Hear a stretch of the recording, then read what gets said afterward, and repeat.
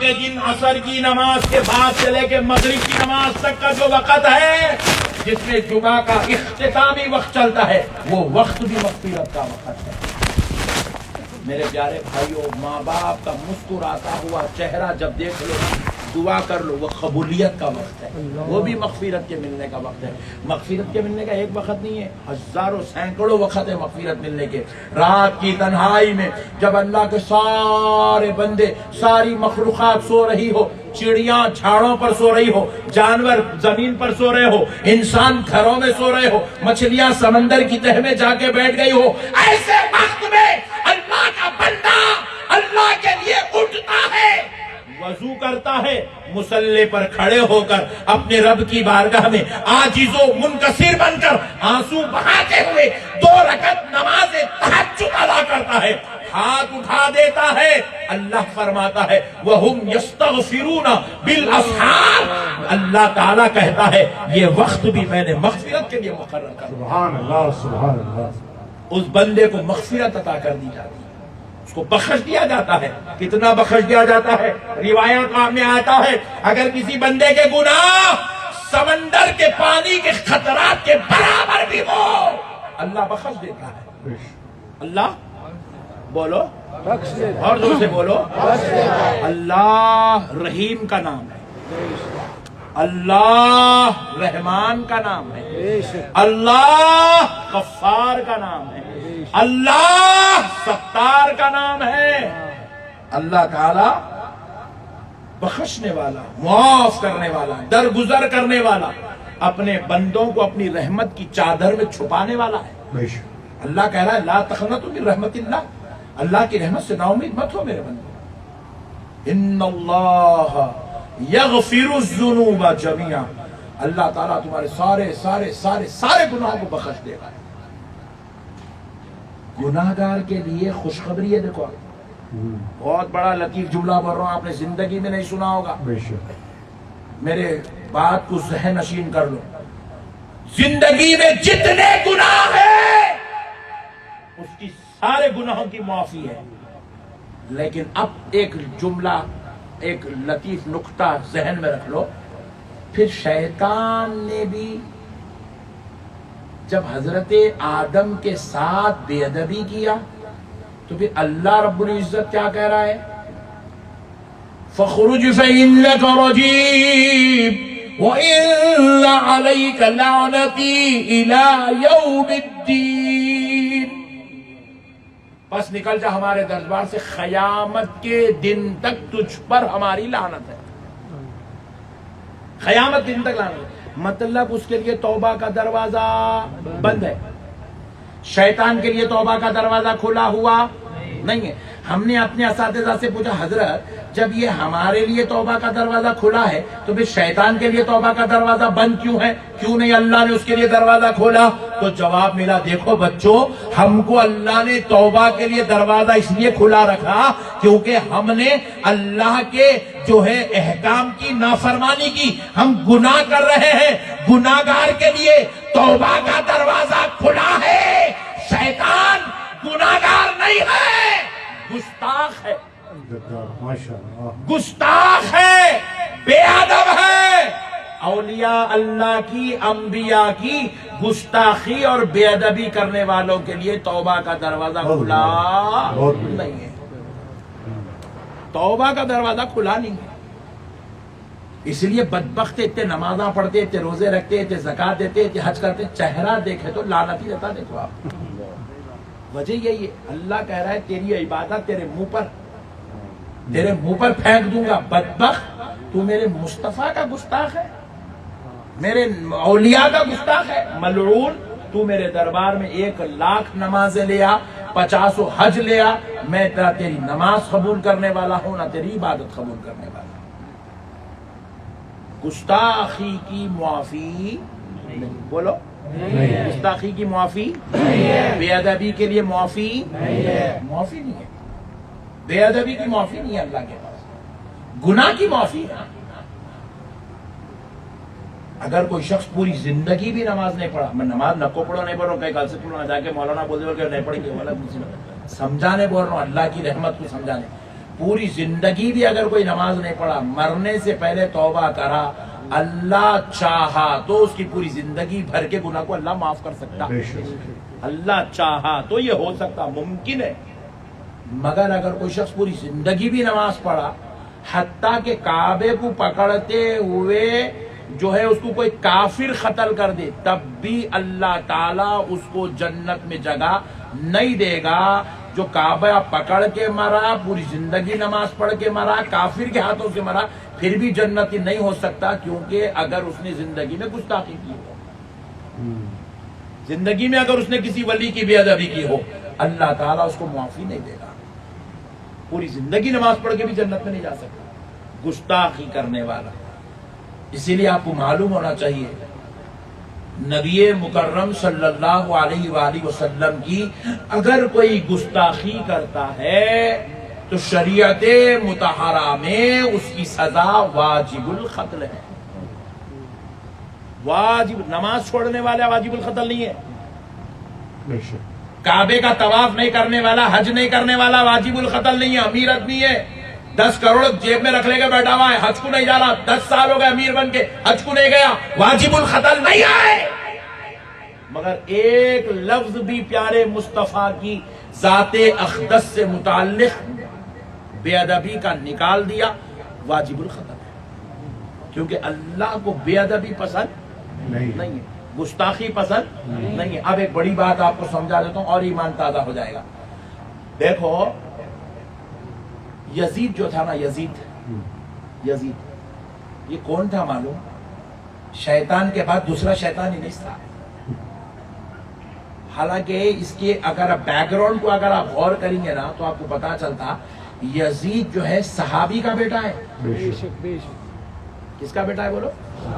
زور سے بولو۔ صحابی کا بیٹا ہے، صحابی کا پوترا ہے، اس کے والد بھی صحابی، اس کے دادا بھی صحابی۔ پھر تیسری بات سنو، یزید ام المومنین کا بھتیجا ہے، حضرت ام حبیبہ یزید کی پھوپھو ہے۔ اب چوتھی بات سنو، یزید رسول اللہ کا سسرالی رشتہ دار ہے۔ پھر یزید کعبے پہ حکومت کرا، مدینے پہ حکومت کرا، صحابہ کرام اس کے ماتحت زندگی گزارے۔ اتنا سب کچھ ہونے کے بعد بھی بدبختہ جنتی نہیں ہو سکا۔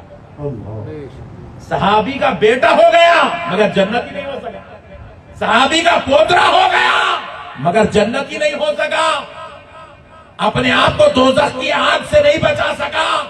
سرکار امام احمد بن حنبل نے اسے کافر کہا۔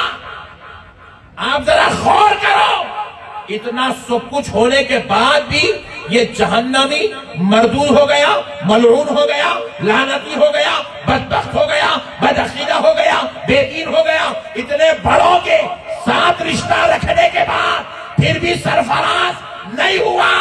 کیوں نہیں ہوا؟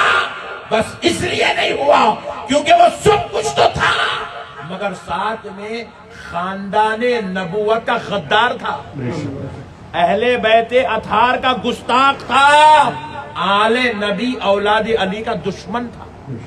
اسی لیے اللہ اس بے ادبی گستاخی کی وجہ سے صحابی کا بیٹا، صحابی کا پوترا، ام المومنین کا بھتیجا ہونے کے بعد بھی اللہ تعالیٰ اس کو جہنم رسید کر دیا، جہنم رسید کر دیا اس کو۔ تو آپ اندازہ کرو ہمارے مذہب میں بے ادبی کی کوئی اجازت نہیں، انہیں کچھ بھی نہیں کہ اب انہیں ٹھہر کے طہارت لیتا، نانا ہے مسجد میں کہتا رسول اللہ کو علم غیب نہیں ہے، ارے استغفر اللہ العظیم الذی لا الہ الا هو الحی القیوم واتوب الیہ۔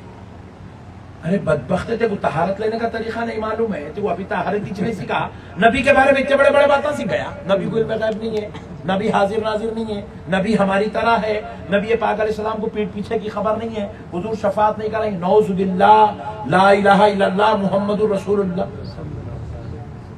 اتنی بڑی گستاخیاں کر کے بھی کیا کوئی نعوذ باللہ جنتی ہو سکتا ہے میرے بھائی؟ اسی لیے میرے پیارو، اللہ اور اس کے رسول کا واسطہ بے ادبی مت کرو، اولیاء اللہ سے عقیدت رکھو، اولیاء اللہ سے پیار کرو، اولیاء اللہ کو چاہو۔ بس اب آخری بات سن لو کیونکہ اب تھوڑی دیر گئے تو فجر کا ٹائم ہو جاتا، تھوڑی لاسٹ بات سن لو، اولیاء اللہ سے تعلق رکھنے سے کیا ہوتا، بس یہ بات سن کے بات ختم کر دیتے۔ سنو اے میری پیاری ماں، کیونکہ ہماری مائیں اور بہنیں بہت جاتی ہیں اولیاء اللہ کا درگاہوں کو، بہت جاتی ہیں ماشاءاللہ، مگر آئندہ سے جب بھی میری شاہ پورا کی جو بھی بہن آج کی رات کے بعد کل صبح سے جب بھی گھر کے باہر نکلیں گی برقع پہن کے نکلنا، بغیر برقعے کے عورت کے اوپر اللہ کی رحمت نازل نہیں ہوتی، اپنے کپڑے دکھانے والی عورت پہ اللہ کی رحمت نہیں آتی۔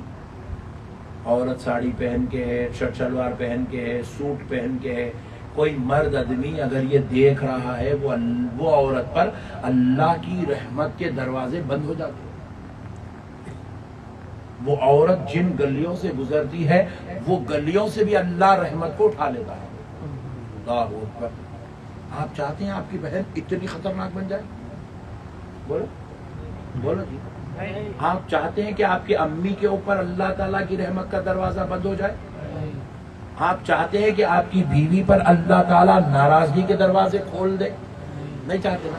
تو اس لیے کل پہلی نمبر 1 کوالٹی کا زبردست کپڑے کا سب سے زیادہ قیمتی برقع لا کے اپنی بہن کو، اپنی امی کو، اپنی بیٹی کو، اپنی بیوی کو پہنانا، پہنائیں گے انشاءاللہ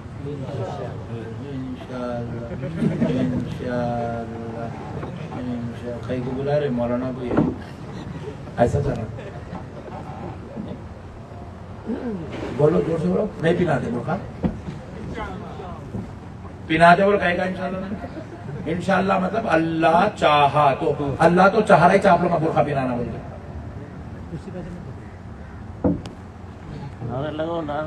نعرہ تکبیر، نعرہ رسالت، نعرہ حیدری، حضرت علامہ مولانا سید احمد رضا صاحب نقشبندی، نعرہ تکبیر، نعرہ رسالت، سبحان اللہ ماشاءاللہ، سبحان اللہ ماشاءاللہ،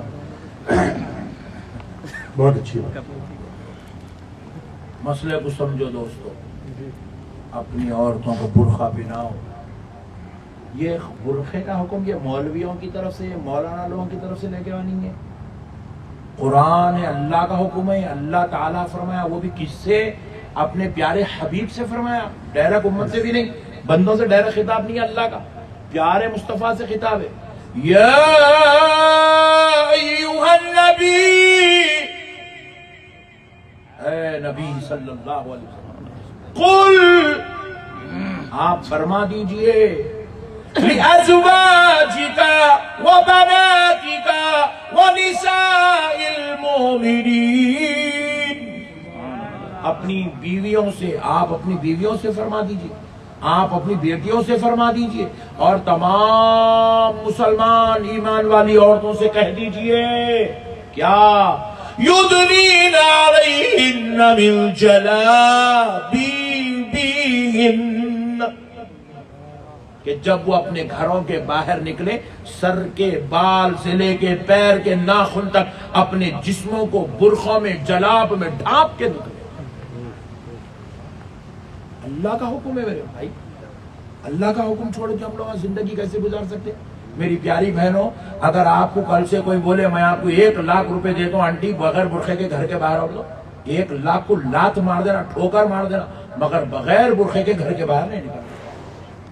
اب ایک بات سنو، آپ بہت بڑی بات سمجھا رہا ہوں، اگر کوئی عورت کو دیکھنے کے بعد مرد آدمی یہ سوچ رہا، ارے انہوں اتنے لمبے ہے، ارے اتنی دبلی ہے بچی، ارے یہ بچی کے ہاتھوں کا رنگ اتنا اچھا ہے، ارے اس کا چہرہ اتنا گورا ہے، ارے اتنی کالی ہے، ارے اس کے کانا اتنے لمبے ہے، ارے انہیں سونا کیسا پہن کے چاری میاں، ارے انہیں نعوذ باللہ۔ کوئی مرد آدمی اگر کسی عورت کو دیکھ کے ایسا سوچ رہا ہے تو پیاری ماں اور بہنوں، مرد حضرات دونوں بھی سنو، رسول اللہ فرماتے ہیں عورت کو دیکھ کر ایسی باتیں کرنے والے مرد کو 40 سال دوزخ میں جلایا جائے گا۔ کتنے سال؟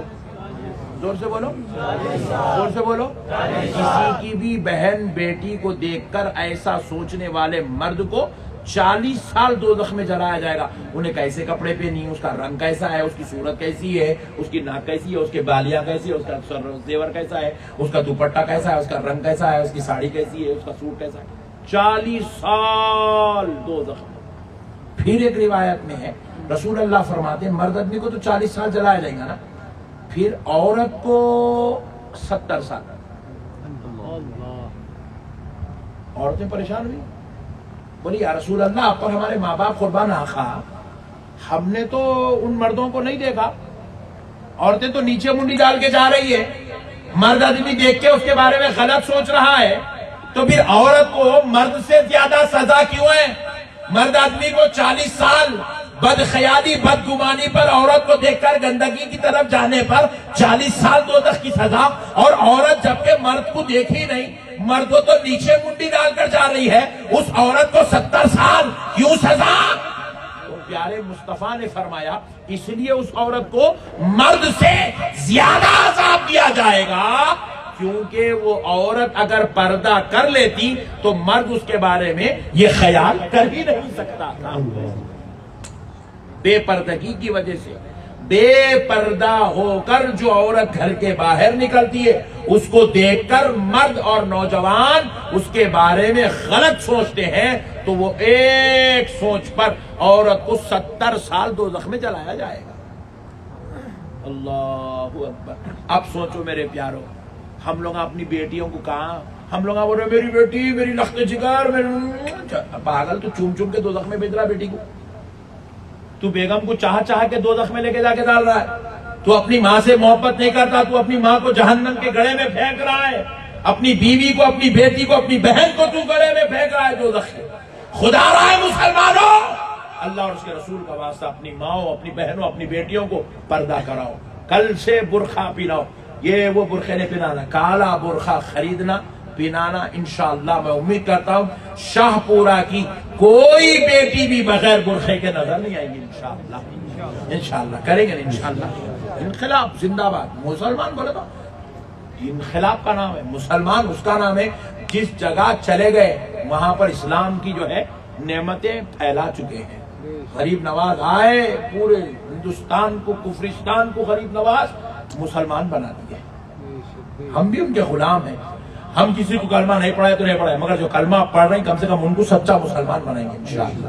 بس اب اولیاء اللہ کے متعلق کہہ رہا تھا، ولی کیا، ولیوں سے تعلق جوڑنے سے کیا ہوتا ہے. سنیے، ایک بزرگ گزرے جس کا نام ہے حضرت احمد شبینی رحمت اللہ علیہ. بہت بڑے درجے کے بزرگ گزرے. جامع کرامات اولیاء کتاب ہے، اس کو لکھا ہے حضرت علامہ یوسف نبہانی رحمت اللہ علیہ. لکھتے ہیں جامع کرامات اولیاء میں اس واقعے کو نقل کرتے ہیں کہ احمد شبینی رحمت اللہ علیہ بزرگ تھے جو اللہ کی یاد میں اتنے مصروف ہو گئے تھے، انہیں دنیا کا خیال بھی نہیں تھا، تصور بھی نہیں تھا، دنیا کی طرف توجہ ہی نہیں تھی بالکل. پوری دنیا بھول گئے. کون سا دل چل رہا ان کو نہیں معلوم، کیا تاریخ ہے نہیں معلوم، کون سا مہینہ ہے نہیں معلوم، کون سا وقت ہے نہیں معلوم. بس اللہ ہی اللہ، ذات خدا میں فنا ہو گئے، ذکر الہی میں غرق ہو گئے، ڈوب گئے مکمل، دنیا سے قطع تعلق کر دیا. مگر ان کے گھر میں ان کی بیوی بھی تھی، ان کا جوان بچہ بھی تھا. وہ جوان بچہ کچھ بیمار ہوا، ماں اس بچے کا علاج کراتی گئی. جیسے جیسے علاج ہوتے جاتا وہ بچے کی بیماری کم ہونے کے بجائے اور بیماری بڑھتی جاتی. مخدر میں تھا لکھا ہوا، بیماری بڑھتی گئی. پورے طبیبوں، ڈاکٹروں، سب سے، حکیموں سے علاج ہوتا گیا مگر کوئی فائدہ نہیں ہوا، کوئی فاقہ نہیں ہوا. بیماری اور بڑھتی گئی، یہاں تک کہ ایک طبیب نے ہاتھ پکڑ کے کہہ دیا کہ اس بچے کو میرے پاس کیوں لائی ہو، اس کو گھر لے جاؤ، یہ چند گھنٹوں کا مہمان ہے، اس کی روح نکلنے والی ہے. احمد شبینی رحمت اللہ علیہ کا بیٹا، جوان بیٹا. ماں اپنے بیٹے کو اتنا کمزور ہوگا بیٹا، ماں گود میں اٹھا کے لے کے آئی، لے کے آ کے اپنے شوہر حضرت احمد شبینی کے سامنے ڈال کے اپنے شوہر جو انہوں نے اللہ کے ذکر میں مشغول ہے، بالکل محو ہے یاد الہی میں، ہاتھ پکڑی اپنے شوہر کے سے جھنجھوڑی. تو جب حضرت ہوش میں آئے تو کہنے لگی آپ تو اپنے رب کی محبت میں غرق ہیں، مگر میری محبت تو میرا بیٹا ہے. میں اس کے بغیر نہیں جی سکتی. طبیبوں نے کہا یہ چند گھنٹے کا مہمان ہے, میں آپ کو کبھی تکلیف نہیں دی, میں آپ کے روحانی معاملات میں کبھی مداخلت نہیں کی. آج میرا بیٹا موت کے منہ میں لیٹا ہوا ہے, بس اتنی درخواست کرتی ہوں, دعا کر دو کہ یہ بچے کو صحت ہو جائے, کیونکہ میں اس کو مرتا ہوا نہیں دیکھ سکتی. اگر اس کے مقدر میں ابھی بھی صحت نہیں ہے تو آپ دعا کر دو کہ اس سے پہلے اللہ مجھ کو اٹھا دے, کیونکہ میں اپنے جوان بیٹے کا جنازہ نہیں دیکھ سکتی. اللہ اکبر. احمد شبینی رحمۃ اللہ علیہ جب دیکھے کہ میرا گھر کہاں چلا گیا, میری بیوی اتنی مصیبت میں, میرا بیٹا اس حال میں ہے, احمد شبینی رحمۃ اللہ علیہ جیسے ہی دیکھے آنکھ بند کیے تو کیا دیکھتے ہیں مراقبہ کر کے کہ حضرت اسرائیل اس بچے کے سرانے کھڑے ہوئے, ہاتھ کس دیے روح نکالنے کے لیے. ولی کی نظر دیکھ رہی.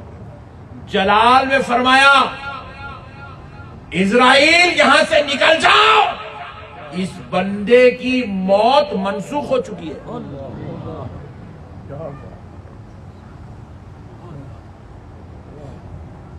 اس بندے کی موت منسوخ ہو گئی, نکل جاؤ یہاں سے. حضرت اسرائیل اسی وقت اپنے رب کی بارگاہ میں عرض کرتے ہیں, اللہ تیرا بندہ احمد شبینی یہ کہہ رہا ہے کہ موت منسوخ ہو گئی اور مجھے جانے کے لیے حکم دے رہا ہے. تو بارگاہ الہی سے آواز آتی ہے, اسرائیل اگر میرا محبوب کہتا ہے تو واپس آ جاؤ. جو اس کا کلام ہے وہ ہمارا کلام ہے, زبان اس کی ہے, الفاظ ہمارے ہیں. اللہ اکبر کبیرہ. آ جاؤ واپس. یہ ہے ولیوں کی شان. ان کی زبان ہل جائے تو موت بھی ٹل جاتی ہے, ان کی زبان ہل جائے تو بے اولاد کو اولاد ہو جاتی ہے, ان کی زبان ہل جائے تو حکومتوں کے تخت و تاج پلٹ جاتے ہیں. تمہیں کہیں اور جانے کی ضرورت نہیں, ان کا دامن تھامنے کی ضرورت ہے. تم ان کو مضبوط پکڑ لو, ولیوں کا دامن مضبوط تھامو, سارے کام اللہ دیکھ لیں گا. بس ہم ان کے ہو جاؤ, یہ اللہ کے ہو چکے ہیں. جب ہم ان کے ہو جائیں گے تو دنیا کے حالات ہماری موافقت میں آ جائیں گے, ہماری خواہش کے مطابق ہو جائیں گے. میرے پیارے بھائیوں, اللہ اور اس کے رسول کا واسطہ, اولیاء اللہ سے دور مت جاؤ, عقیدت سے بزرگوں کو پکڑو, بیڑا پار ہو جائے گا. اور امید کرتا ہوں کہ آپ انشاءاللہ نمازی بنیں گے, متقی بنیں گے, عبادت گزار بننا, طہارت سے رہنا, باوضو رہنا, کم سے کم روزانہ 1-2 تسبیح 3 تسبیح اس آقا پر درود کا نذرانہ دینا جس کے صدقے میں اپنی نैاں چل رہی. انہوں نہیں ہے تو اپن کچھ بھی نہیں ہے میرے بھائی, ان کا صدقہ ہے, اپن جی لے رہے. ان کے صدقے میں اپنے گناہ بھی معاف ہونے والے, ان کے صدقے میں اپنی شفاعت ہونے والی ہے, بخشش ہونے. ان کے نام لیوا بنو, ان کا درود پڑھو, 5 وقت کی نماز, یہ 2 کاموں کو مضبوط پکڑ لو, بیڑا پار ہو جائے گا, آخرت بہتر ہو جائے گی. اللہ تعالیٰ سے دعا ہے, پروردگار پیارے حبیب کے صدقے میں ہم سب کا بیڑا پار فرما. وما علینا الا البلاغ والحمدللہ. کھڑے ہو جائیں. یا نبی